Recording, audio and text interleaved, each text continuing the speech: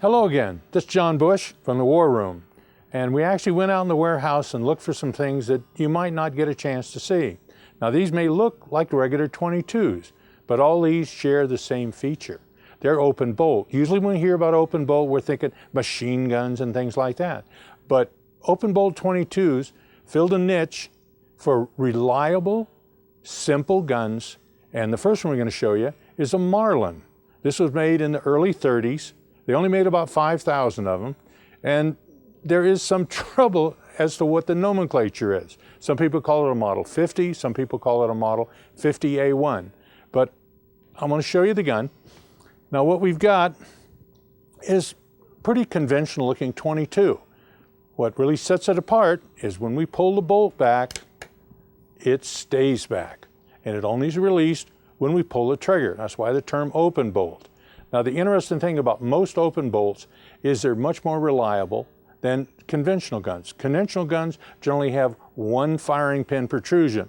Open bolt guns either have a complete line, which we'll show you in detail in a minute, so that it actually hits the case at the top and the bottom. Gives you two chances to set off the priming mixture. Nice and reliable. Now, one of the things I want to show you about this gun is the magazine. The magazine for this gun is sort of unique looking. It looks like another magazine similar to this, a Savage. But these guns use this style magazine, and this magazine is hard to find. When you find these guns, they're usually either missing the magazine or the safety or both. This gun is also missing the safety, and I'll rotate it around and take a look. But if you find these mags in somebody's junk box, even your own, you're looking at a nice dinner out with some special person, because they're about 85 to 100.5 when you can find them. So keep an eye out for them. Now on the safety is on the back side, and you can see there's holes for it, but it's gone, which is typical with this gun. So you may find these, they only made 5,000, but you might luck out at a gun show and find one, or find one in somebody's junk box. So now I want to show you the bolt face on this one. It's not as clear as it will be on some of the later ones, but I'm going to show you the bolt face of this. As you can see, it's a fixed firing pin. Well, actually, it's just a machined surface on the bolt that goes from top to bottom. So as I said, it strikes that case in two places. That's why open bolts are very reliable ignition in a 22. Now I'd like to show you another one.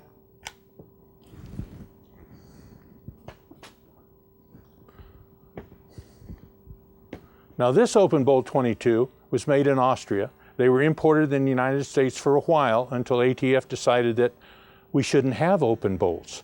But these were also modified into full-on machine guns, which you find occasionally. Now this one, as you can see, it has a nice big bolt handle, and what I'm going to do is pull this to the rear, and you can see it catches. Now, like many open bolt submachine guns, we have an additional safety. You can see the notch here. I can rotate the bolt back and up into the notch, and the gun is completely safe. There's no way the bolt can go forward. Then when I am ready to fire, I can take it out of that notch, and it sets on the sear. And when I'm ready to fire, pull the trigger, bolt goes forward, ignites a cartridge, all that process takes place, and the bolt returns to the open bolt position. And again, this one, I want to show you the bolt face on this one because it's actually maybe a little clearer. So I'm going to have to release the bolt. I'm going to bring it back so you can see the bolt face. And you can see that long, strong firing pin area that strikes the case in two places.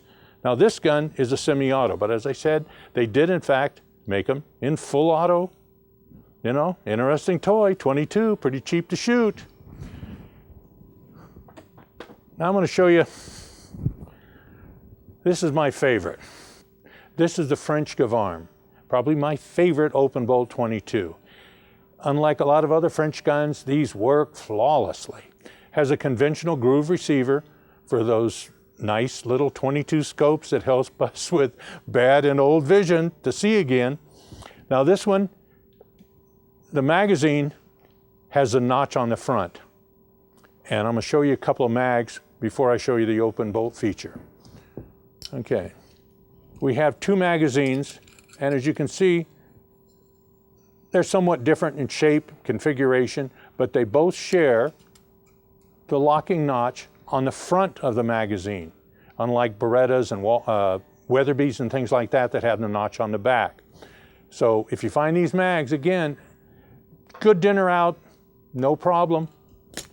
Now on the French gun, you'll notice that we can bring the bolt back, it goes open bolt, but it doesn't have anywhere else to go. You don't have that additional safety that we saw on the Austrian gun. And again, when you pull the trigger, bolt's gonna go forward, and without you doing anything, it's gonna come back and be locked and ready to fire again. The French guns, ATF doesn't like these either. Open bolt is just not something ATF likes or understands. But for us who like guns, it's an interesting operating system. It's reliable, it's cheap. You do away with a lot of parts like firing pins, springs, and all of those features. Now what I want to show you is probably the last open bolt that was made in this country. This is a Winchester 55. And if you go to your books, you're going to see that Winchester used 55 several times. But in this case, it is a single shot, open bolt, 22 long rifle gun. Now, I've had to take the plastic loading ramp off so you can actually see the bolt. Normally there's a black plastic cover. Okay, now as you can see, the bolt's locked to the rear. Now normally there's a plastic loading plate or ramp that's right there. And you push it down and it's grooved, so when you push the round in, it goes right in. Then when you remove your finger, it pops up. Now, just like the other open bolts, I pull the trigger and it closes. Now, on the Winchester, it ejects out the bottom. Why they added that extra feature, it's really hard to say. But this gun was made in the 60s. The safety comes on automatically when you charge it. And this is probably the most reasonable original price and selling price today. These generally can be had for $125 to $200. If it's a Winchester collector, they value them a little bit higher. The interesting thing, the Marlin originally sold for $16.85 in the early 30s. The Gunsmiths and the Austrian guns have really been all over the board. When they originally came in, $150. Now I've seen them go as high as $400 and $600. It's really an interesting field in 22s. They're open bolt. They have features that most of the normal 22s we run into do not have. They're durable. You very seldom have a broken one. The plastic on the Winchester can occasionally be lost or broken. But they're really an interesting thing, and you may have an opportunity to see a gun on somebody's table that looks just like every other 22, but you now know it's an open bolt and it's a bonus if you can get it at a reasonable price. This is John Bush saying we'll see you next time from the War Room.